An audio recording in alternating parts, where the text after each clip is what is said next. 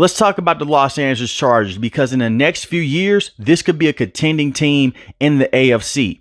And if they play their cards right, they could be a contending team for this upcoming season. Now, it's going to take a lot of makeover for the Los Angeles Chargers to get in that prime position, because you're in the division with Patrick Mahomes, but Justin Herbert is one of the best quarterbacks in the NFL. This is a team that went from being 10-7.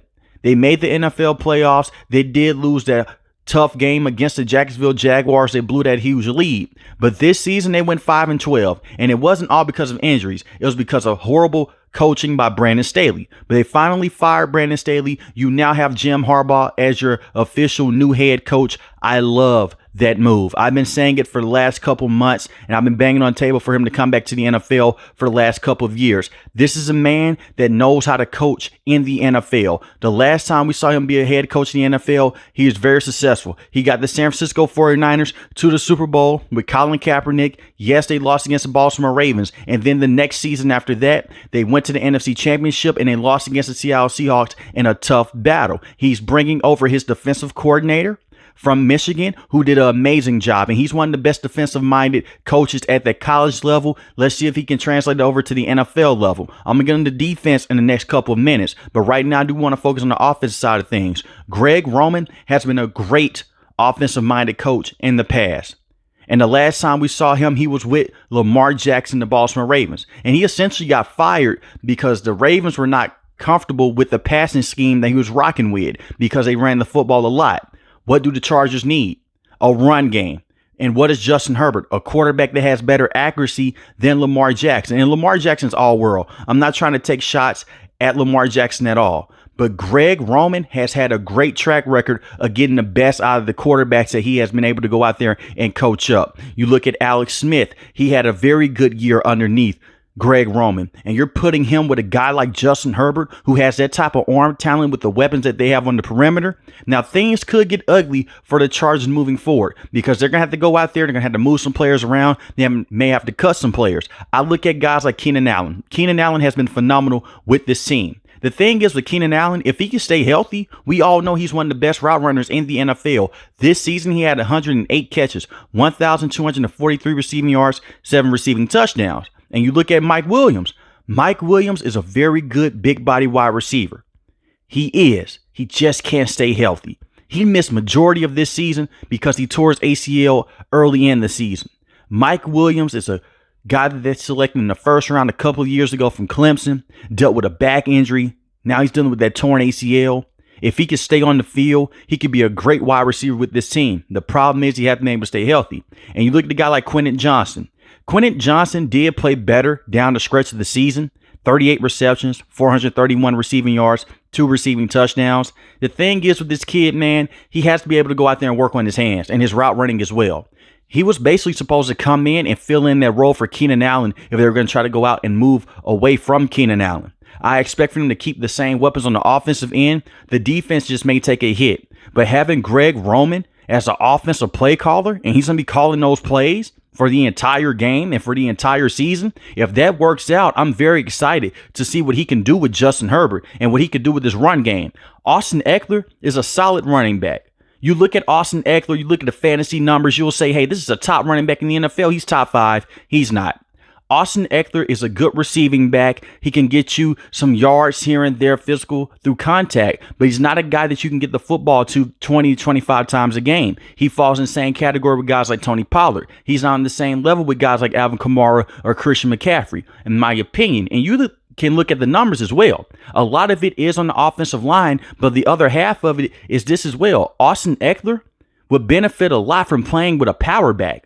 3.5 yards a carry, 5 rushing touchdowns with only 628 rushing yards on the season. If that's your main running back, that's not going to get it done. So you're putting Justin Herbert in a tough situation. Instead of running the football on 3rd and 2, they're doing the QB sneak, which is putting Justin Herbert at harm's way. This is a kid that struggled with injuries in the past, and it's not even because Justin Herbert is a frail quarterback.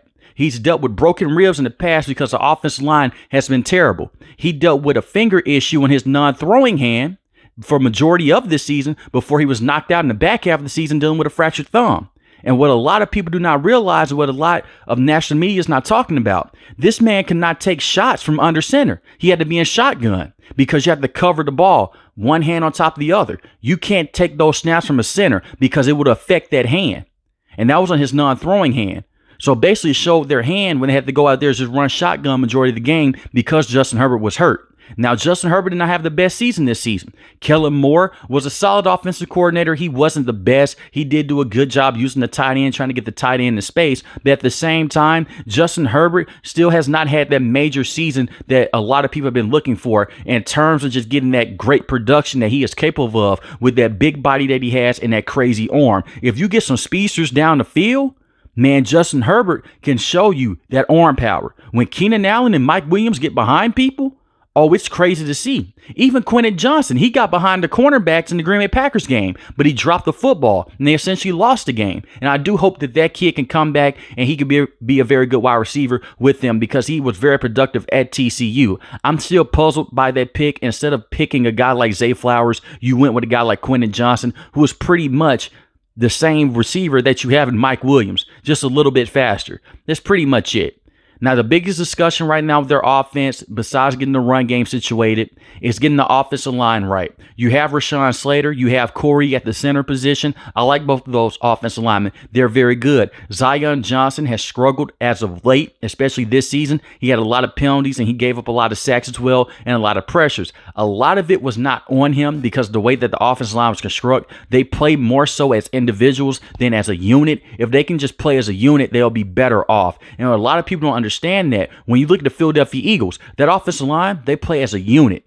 You look at other teams across the NFL like Tampa Bay Buccaneers, they play as individuals. That's why they struggle to run the football as much, and they're just worried about their own individual assignments instead of helping each other out. It was numerous times this season they're supposed to go out there and double team, and Zion Johnson was just flipped to the other side, and he wouldn't block anyone. He's essentially leaving the center dead to rights, and Corey Linsley is so good because he can handle that. But he has to be more aware on the interior of the offensive line. But like I mentioned before, Rashawn Slater has been a great tackle. And the first round, they have a pretty high pick. They can go with Brock Bowers or Joe Alt. That's the biggest term discussion right now. If you do go out there and you give Justin Herbert another weapon, that can make it all world, man. But at the same time, you want to protect Justin Herbert. So in my opinion, I would go offensive line with that pick. I would go Joe Alt. And this wide receiving class is so deep.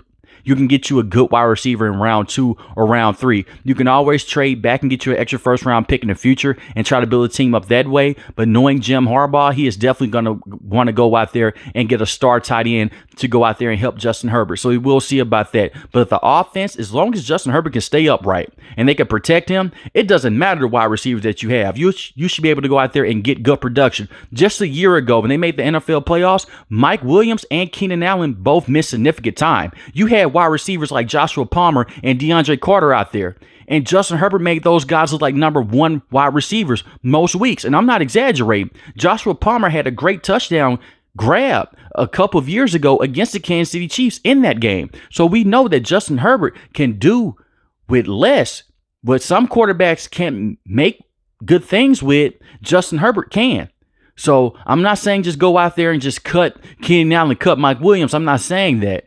But you want to prioritize protecting Justin Herbert and giving him a run game. Because if you can add play action to the arm that he has with this team, the sky's the limit for his offense. Now, the defense is going to be a problem with this team, and not in a good way. I do expect for the defensive coordinator to come in and fix this mess over the next couple of seasons, but this is not going to be a one off-season fix, in my opinion.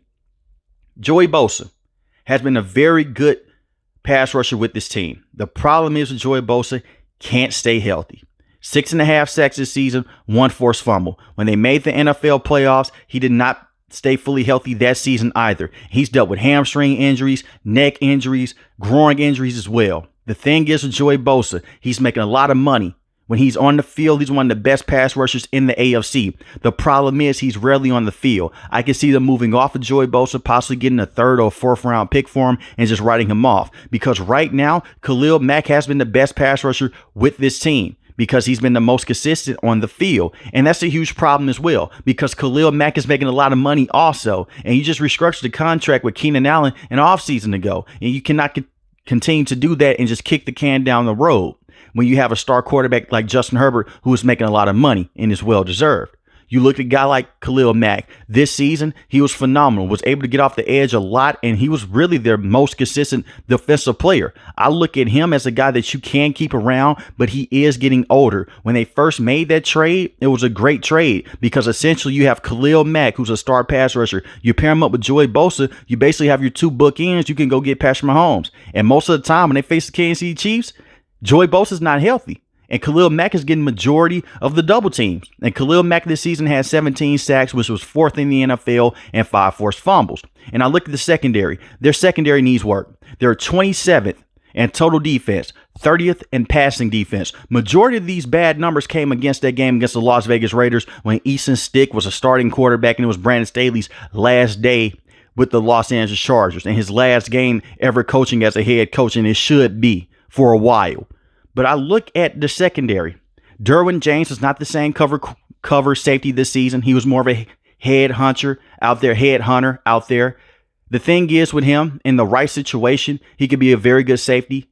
He's just not going to be a true cover safety. He's not going to be a guy like a Earl Thomas. He's not going to go out there and just blanket guys. He's known for hitting guys across the middle of the field and causing turnovers. And I do think that he can be very good moving forward with a brand new defensive philosophy. A guy that should not be on this team for this upcoming season is Michael Davis. I don't care about what he did in the past. I have seen bad cornerback play. Usually when a guy has a horrible year, it's followed up by a worse year, especially if you are a defensive player. Michael Davis had a historically bad season this season. For all the Michael Davis supporters, because a lot of them come back in previous videos and they're saying I'm being too harsh.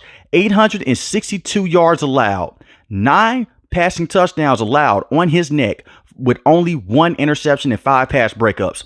That is almost 1,000 yards that he gave up this season. He is terrible. They have to get off of him. And it's his awareness. He doesn't have that true athleticism to stick with some of the best route runners in the NFL. And they try to put him on the bigger wide receivers. He just gets mossed anyway. It's nothing he can do. I think Michael Davis could be good somewhere else. And maybe the defensive coordinator could come in and he can help this thing out. We will see. But it'll be very interesting to see what Coach Jesse does on the defensive side of the ball, if he could come out and if he can help out Michael Davis. But right now, I'll be looking forward to cutting Michael Davis. Asante Samuel Jr. is a solid cornerback with this team, so they have pieces. The Los Angeles Chargers are a very weird franchise because they have the talent to go out there and possibly make a run with the Kansas City Chiefs. And I'm not saying go out there and make a Super Bowl push, but they could be a thorn in the Chiefs' side. You look at the last couple of games before this season. You look at what happened last season. It's just a couple of plays that did not go in the favor of the Los Angeles Chargers, and they'll lose a game. You'll have a simple thing like this. Gerald Everett is very tired. He's trying to check out the game. Justin Herbert throws him the football. He's too tired to make a play for the ball. It goes for a pick 6. Just a bad play, and they lose by 7 points, and those 7 points came off that pick 6. Or you have another situation to where you have Keenan Allen deep down the sideline. He drops the football, and the next thing you know, it goes for an interception. Things like that have kept them away from beating the Kansas City Chiefs, or it's a misassignment. So a lot of it are just miscues. And the thing is with Jim Harbaugh, he is known for coming in and fixing those type of things and fixing those miscommunications. They need to fix the offensive line, get another tackle, and possibly get another receiving threat later in the NFL draft in the 2nd and 3rd round. But it's going to be very interesting to see what they do over the next couple of days. I will be here with a recap video of what this team does in full free agency and what they do in the NFL draft, like I will with every team in the NFL. If you're new to the channel, hit the subscribe button. And I do want to hear from you guys in the comment section below. Do you think Jim Harbaugh can officially, in the next couple of years, take the Los Angeles Chargers to a Super Bowl with Justin Herbert? He did it a couple years ago with Colin Kaepernick. And in my opinion, Justin Herbert is a better quarterback than Colin Kaepernick, just from an accuracy standpoint and just being a prototypical quarterback. So let me know in the comment section below. Thanks for watching the video, guys. Like I mentioned before, if you're new to the channel, hit the subscribe button, hit the like button. Most importantly, want each and every last one, guys, stay safe, stay positive. Thanks for watching the video, guys. God bless. Peace.